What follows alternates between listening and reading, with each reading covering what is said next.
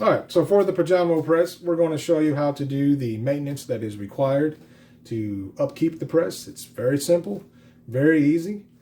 First off, we're going to disassemble the press, and all you have to do for that is take off the 2 hitch pins off the rods.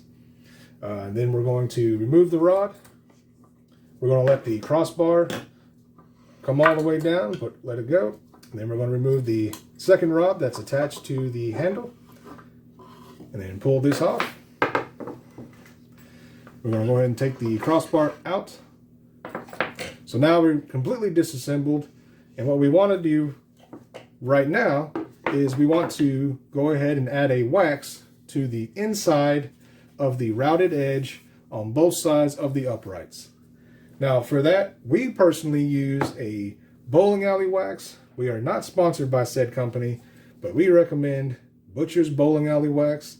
It's a very hard wax. It sets up great, and it makes the sides in here slide extremely well for the crossbar. We also recommend that you wax the end pieces of the crossbar.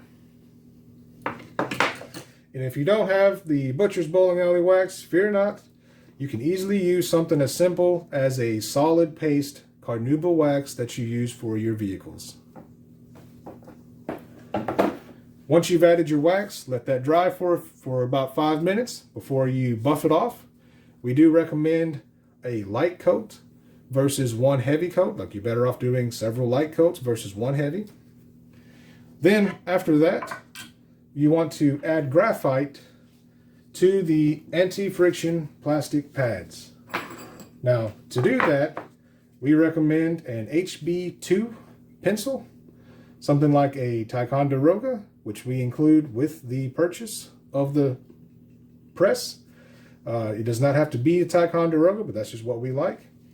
And all you need to do at that point is just add graphite to the pads.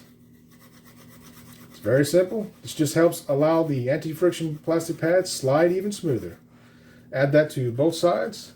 Make sure you get a very nice covering on where the plastic will be rubbing against on one another. And then make sure you add it to your crossbar. And at that, make sure you add it to the radius side as well as the flat side.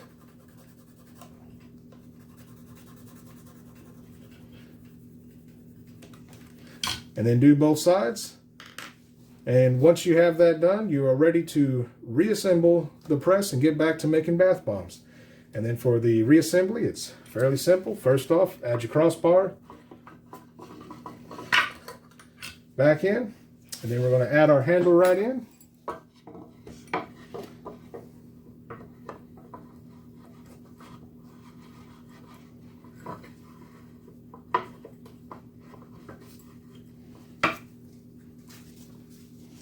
Go ahead and add your hitch pin back in to hold it in place.